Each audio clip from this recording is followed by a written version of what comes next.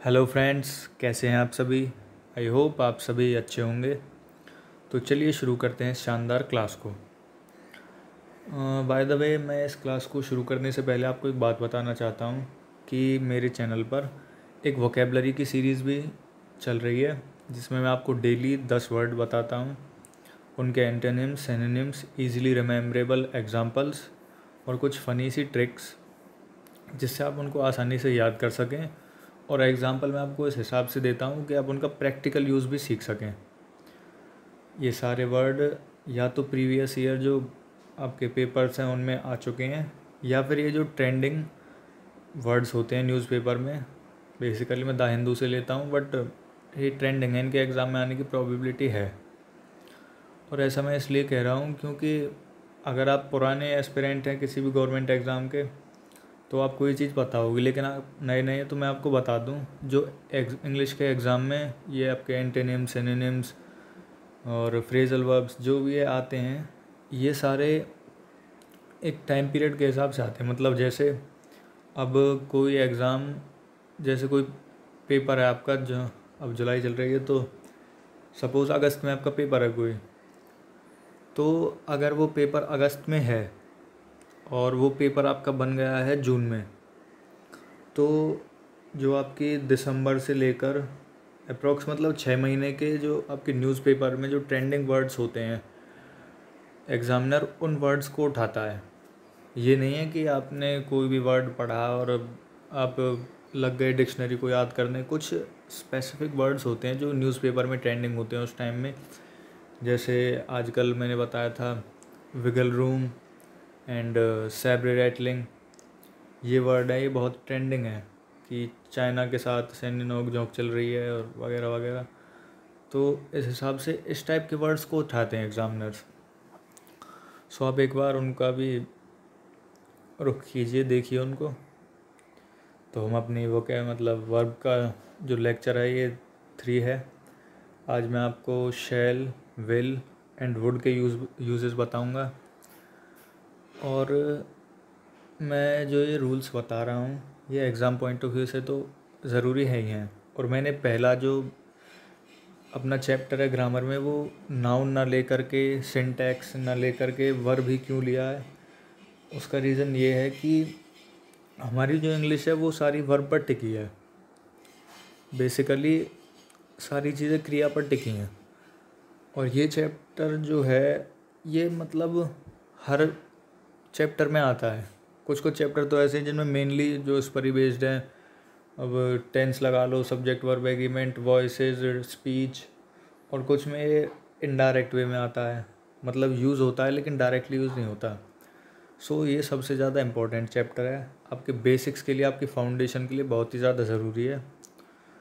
तो specially at least इस chapter को तो अच्छे से करना ही करना, क्योंकि अगर आपने इस चैप्टर में मास्टरी कर ली तो आपकी 60% इंग्लिश की प्रॉब्लम सॉल्व हो जाएंगे। आप एरर स्पॉटिंग में, फिलअप्स में, क्लोज टेस्ट में, इवन कॉम्प्रिहेंशन में भी आसानी से आंसर ढूंढ पाएंगे। ठीक है। और ये मैं क्यों कह रहा हूँ, ये आप मेरी एक बार जब पूरा ये चैप्टर ख़त्म हो जाए, इसके बाद आप इसके जो इस चैप्टर के पर्टिकुलर प्रैक्टिस सेट्स हैं उनको लगाना। अगर आप चाहते हैं कि मैं उनके लेक्चर बनाऊँ तो आप ऑब्वियसली कमेंट कर सकते हैं। बट एक बार आप इस चैप्टर को मास्टर करके जब और क्वेश्चंस लगाओगे तो आपको इम्प्रूवमेंट दिखेगी, और ये मेरी गारंटी है। ठीक है। सो ज़्यादा आपका टाइम वेस्ट ना करते हुए चलिए शुरू करते हैं इस शानदार क्लास को। सो शैल एंड विल। हमारा पहला रूल है कि शैल का प्रयोग फर्स्ट पर्सन के सब्जेक्ट आई या वी के साथ फ्यूचर के किसी कार्य को व्यक्त करने के लिए किया जाता है। बाकी सब्जेक्ट के साथ विल का प्रयोग होता है। ये तो शायद हम बचपन से पढ़ते ही आ रहे हैं कि आई वी के साथ शैल का प्रयोग होता है, और वी के साथ मतलब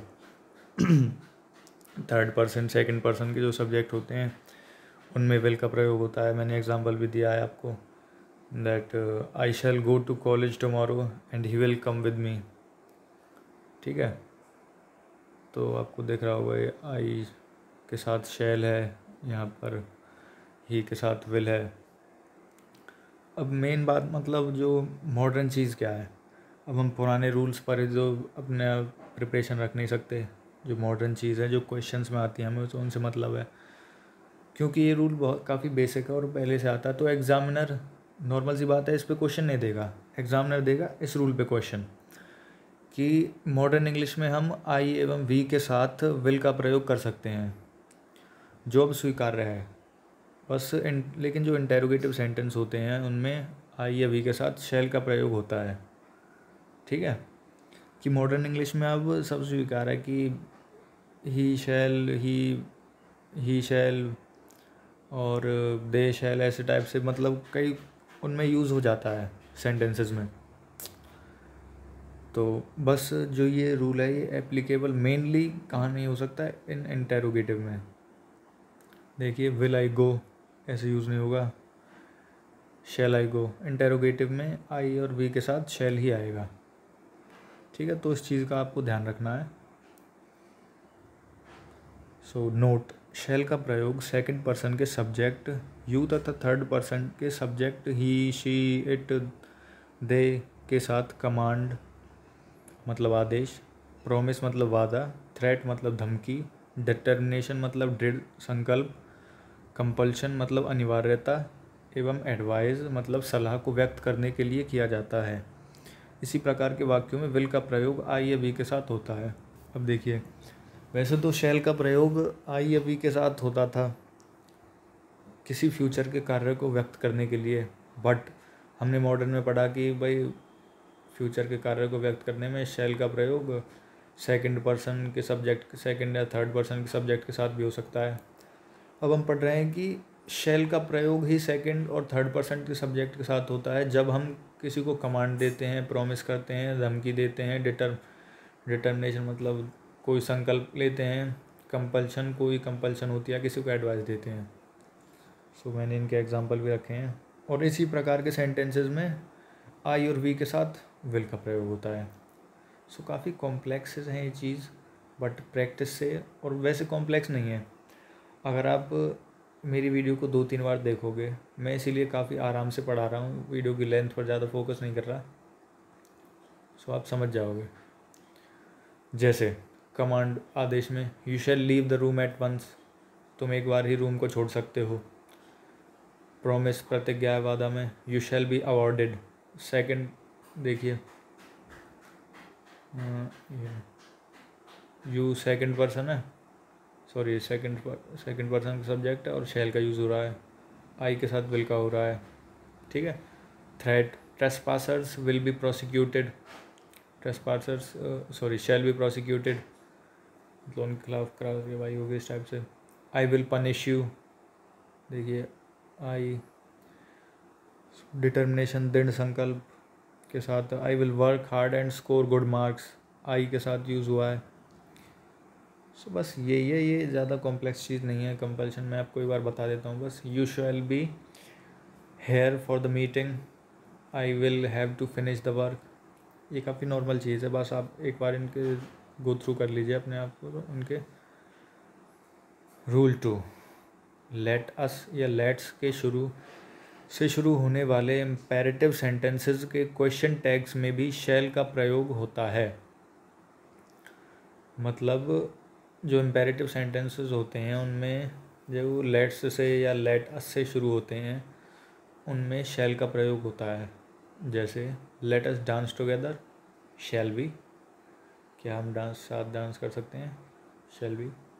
मतलब काफ़ी ये, अब देखना इसका एक फ़ायदा हो रहा है, आप ऐसे एग्जांपल्स को देखोगे तो आप इंग्लिश का यूज़ कैसे करना है अच्छे से वो भी आप सीख जाओगे, आपकी स्पोकन भी सही होगी, आपकी अंडरस्टैंडिंग भी सही होगी।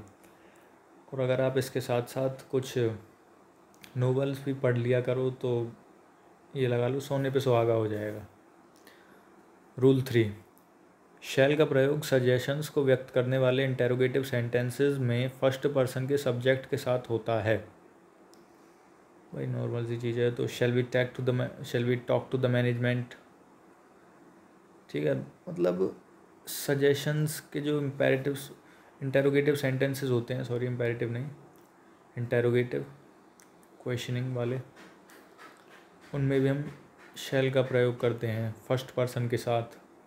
अगर यहाँ पर फर्स्ट पर्सन ना हो के वो होता, सेकंड पर्सन होता, मतलब यू होता या ही शी इट होता, तो यहाँ पे विल का यूज़ होता। ठीक है। नोट, शैल एवं विल का प्रयोग निम्नलिखित प्रकार के वाक्यों में नहीं होता है। देखिए, अगर वाक्य पास्ट से शुरू होता है, ये काफ़ी इम्पोर्टेंट चीज़ है आपके नॉलेज के लिए भी और एग्ज़ाम पॉइंट ऑफ व्यू से भी। जैसे he owned that he will pass the test.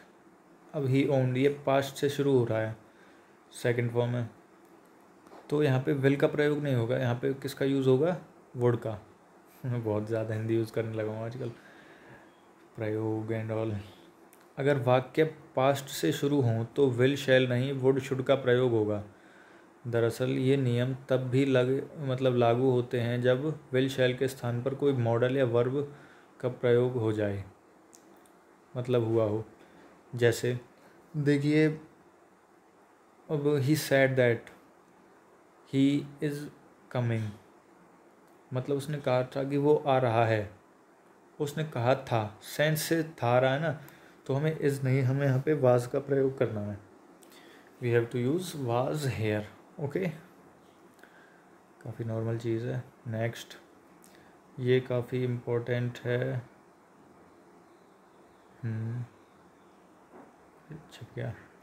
ये रूल काफ़ी इम्पोर्टेंट है। अगर दो कार्य भविष्य में एक के बाद एक हो, मतलब दो कार्य एक के बाद एक नॉन स्टॉप हो रहे हैं, मतलब नॉन स्टॉप नहीं, और वो एक दूसरे पे डिपेंडेंट हो, जैसे जो पहला कार्य है दूसरे कार्य पहले कार्य पर डिपेंडेंट हो। एग्जाम्पल भी दिया मैंने, ये आपको एग्जाम्पल से अच्छा समझ आएगा। तो प्रेजेंट, पहला कार्य सिंपल प्रेजेंट टेंस में होगा और दूसरा सिंपल फ्यूचर टेंस में होगा। हमें हिंदी से इंग्लिश ट्रांसलेशन करने की आदत होती है, ये मैंने काफ़ी नॉर्मल लैंग्वेज में लिखा है ताकि आप मेरे नोट्स से भी जब रिवीजन करें तो भी समझ जाएं।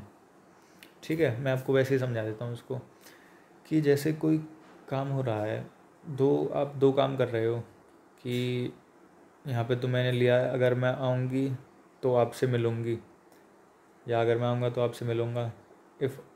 अब देखिए यहाँ पर गलती क्या होती है, सबसे बड़ी गलती जो है यहाँ पर वो ये है कि हम जब ऐसा कोई सेंटेंस फॉर्म करते हैं तो हम हर जगह पर फ्यूचर का यूज़ करते हैं, सिंपल फ्यूचर टेंस का। जैसे इसमें if I will come I will meet you, अगर हम देसी सेंस से देखें कि भाई इफ़ आई विल कम, अगर मैं मतलब अगर मैं आया, then I will meet you, मतलब देन नहीं लगा यहाँ पे, I will meet you, conjunction का यूज़ भी हो सकता है, बट अगर मैं आया तो मैं आपसे मिलूँगा, सेंस अगर देखें तो ये सही है, but from the point of view by rules ये गलत है। कैसे? क्योंकि ये रूल कहता है कि अगर ऐसे दो कार्य हैं जिसमें दूसरा कार्य पहले पर डिपेंडेंट है, ठीक है, जैसे कोई कहता है कि अगर मैं जल्दी घर पहुंच गया तो मैं पार्टी में आ जाऊंगा, है ना, होता है ना कि किसी की बर्थडे पार्टी होती है, मैं ऑफिस में हूँ, अगर मैं जल्दी पहुंच गया तो मैं आ जाऊंगा, तो इसमें अगर वो जल्दी पहुंच गया, if I reach the home, ऐसा नहीं आएगा, if I reach the home. ठीक है, मतलब पहला जो सेंटेंस होगा जिस पे दूसरा डिपेंडेंट है वो सिंपल प्रेजेंट टेंस में आएगा, और जो दूसरा होगा जो डिपेंडेंट है वो फ्यूचर टेंस में आएगा। ओके, जैसे इसमें कहा ये गलत है, नहायत ही गलत सेंटेंस है, आप आगे कभी भी ऐसा यूज़ मत करना। If I will come I will meet you, ये बिल्कुल गलत है। सही क्या है? If I come I will meet you, अगर मैं आया तो मैं आपसे ज़रूर मिलूँगा। निम्नलिखित शब्दों को देखें, इनके तुरंत बाद सिंपल फ्यूचर टेंस का प्रयोग नहीं होता है बल्कि सिंपल प्रेजेंट टेंस का प्रयोग होता है। मैंने आपका काम आसान कर दिया है, आपने एक चीज़ पे गौर किया होगा, शायद मेरे स्टूडेंट हो तो ज़रूर किया होगा, कि ये जो सेंटेंस है वो इफ़ से स्टार्ट हो रहा है ना, और मैंने इसमें ये इफ़ से स्टार्ट हुआ है और ये इसमें सिंपल प्रेजेंट का यूज़ हुआ है, तो मैंने कुछ ऐसे आपकी सिंपलिसिटी के लिए ये वर्ड्स लिख दिए हैं, जैसे if as soon as, in case, provided, unless, until, before, after and when. अगर कोई सेंटेंस इनसे शुरू होता है जो मैंने नीचे लिखे हैं, इफ़, एज सुन एज वगैरह वगैरह, तो आपको आंख बंद करके वहाँ पर सिंपल प्रेजेंट टेंस का यूज़ करना है, और इनके तुरंत बाद कभी भी सिंपल फ्यूचर टेंस का यूज़ नहीं होगा। ये बात आप अपने दिमाग में बैठा लीजिए। ओके, सो विल शैल के रूल यहीं पर समाप्त होते हैं, इम्पोर्टेंट रूल्स। बाकी बेसिक तो इंग्लिश में कितने भी रूल बना लो, बट जो इम्पोर्टेंट है एग्ज़ाम पॉइंट ऑफ व्यू से और आपके स्पीकिंग के लिए भी, वो मैंने आपको बता दिया। सो नेक्स्ट है शैल। रूल 1, वुड का प्रयोग पास्ट हैबिट को व्यक्त करने के लिए किया जाता है। अब पास्ट हैबिट क्या है? पास्ट हैबिट, जब मैं छोटा बच्चा था तो बड़ी शरारत करता था टाइप, पास्ट हैबिट को मतलब व्यक्त करने के लिए हम वुड का यूज़ करते हैं। I would go to school by bus, कि मैं पहले स्कूल बस से जाया करता था। समझ रहे हो ना इसका सेंस? सो पास्ट हैबिट के लिए आप वुड का यूज़ करोगे। रूल 2, वुड का प्रयोग प्रेफरेंस मतलब प्राथमिकता या चॉइस मतलब चुनाव को व्यक्त करने के लिए भी किया जाता है। सामान्यतः ऐसे वाक्यों में रेदर का भी प्रयोग होता है, जैसे he would rather die than beg, या वो मर जाएगा पर भीख नहीं मांगेगा। समझ रहे हो ना भाई? काफ़ी स्वाभिमानी कोई इंसान अगर होगा तो ऐसा करेगा, बट मेन बात यह है कि प्रेफरेंस या चॉइस, वो इसकी चॉइस है कि वो मरना पसंद करेगा लेकिन भीख नहीं मांगेगा। सो ऐसे सेंटेंसेस में आप वुड का यूज़ कर सकते हैं, और ज़रूरी नहीं है कि हर किसी में वुड के साथ रेदर यूज़ हो। बस मैंने आपकी सिंप्लिसिटी के लिए बताया कि रेदर का भी यूज़ होता है इस प्रकार के सेंटेंसेस में। रूल 3, अगर वाक्य का आरंभ पास्ट से हो तो वह वाक्य आगे पास्ट में ही रहेगा, और विल का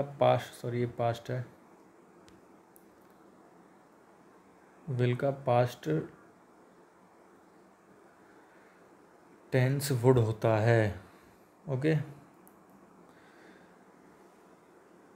जैसे he hoped that he will pass, उसने सोचा कि वो पास कर जाएगा। कोई एग्ज़ाम है सपोज, उसने सोचा कि वो पास कर जाएगा, यहाँ पे विल ना आ करके वुड आएगा क्योंकि उसने सोचा।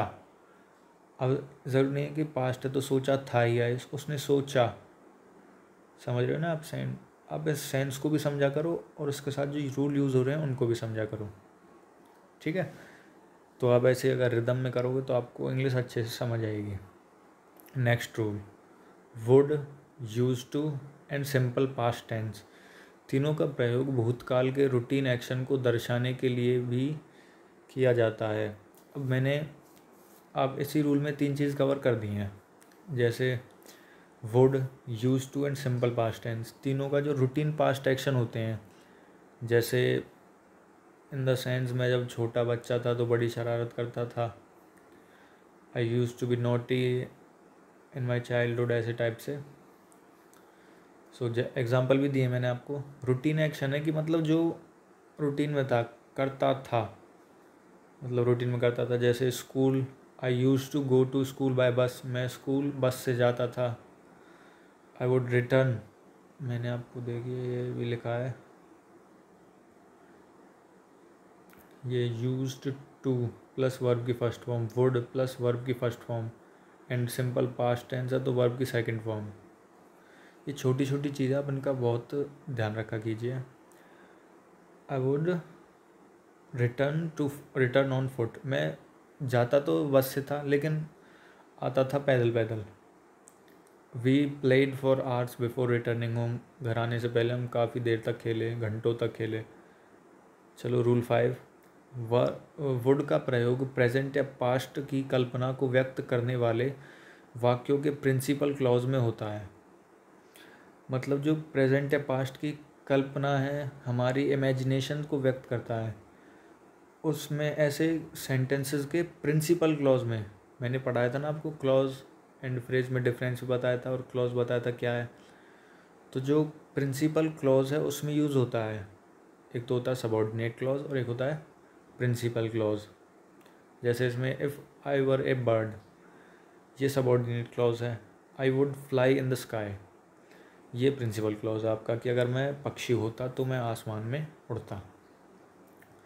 नोट, अगर आप वाक्य काल्पनिक आपका वाक्य काल्पनिक पद से संबंधित हो तो सभी सब्जेक्ट के साथ वर का प्रयोग करें। अगर काल्पनिक पद है कोई, I wish I were a bird, मतलब इसमें कंप्लीटली इमेजिनेशन है, इसमें कोई विश टाइप नहीं है कि मैं उड़ता अगर मैं बर्ड होता तो, अगर मेरे पास डोरेमोन के गैजेट होते तो मैं एनीवेयर डोर से जाता, मतलब इस हिसाब से कुछ नहीं है कि बस यही है I wish I were a bird, कि मैं विश करता हूँ कि मैं बर्ड होता। पता नहीं बर्ड की क्यों करते, I wish I were A gorilla इस टाइप से क्यों नहीं करते। निम्नलिखित शब्दों से वाक्यों के काल्पनिक होने का आभास होता है। जो ऐसे शब्द हैं इनसे वाक्य के काल्पनिक मतलब इमेजिनेशन का आभास होता है। इसके साथ वाज का प्रयोग नहीं होगा। ऐसे सेंटेंसेस में वाज का प्रयोग ना होकर के वर का यूज़ होगा। ठीक है, जैसे अब जो मैंने ये वर्ड लिखे हैं, I wish, as though, if, as if, would, that and suppose, अगर ऐसे कोई आए तो आप इनके साथ वाज का प्रयोग मत करना, वर का यूज़ करना। ठीक है। रूल 6, वुड का प्रयोग विल के पास्ट फॉर्म के रूप में इनडायरेक्ट स्पीच में होता है। विल के पास्ट फॉर्म के रूप में इनडायरेक्ट स्पीच में होता है। जैसे he said he will go there, उसने कहा कि वो जाएगा। ये डायरेक्ट तो आपने पढ़े ही होंगे। He said that he would go there, अब डायरेक्ट को जब आप इनडायरेक्ट में करोगे, he said that he would go there, तो विल का वुड हो जाएगा, क्योंकि वुड विल का क्या है, पास्ट फॉर्म है, जो कि इनडायरेक्ट स्पीच में यूज़ होता है। रूल 7, वुड का प्रयोग पोलाइट रिक्वेस्ट को व्यक्त करने के लिए प्रश्नात्मक वाक्यों में होता है, मतलब इंटेरोगेटिव सेंटेंसेस में होता है। जैसे वुड यू हेल्प मी, है ना, would you help me type. Rule 8, would का प्रयोग प्रोबेबिलिटी मतलब संभावना को व्यक्त करने के लिए भी होता है।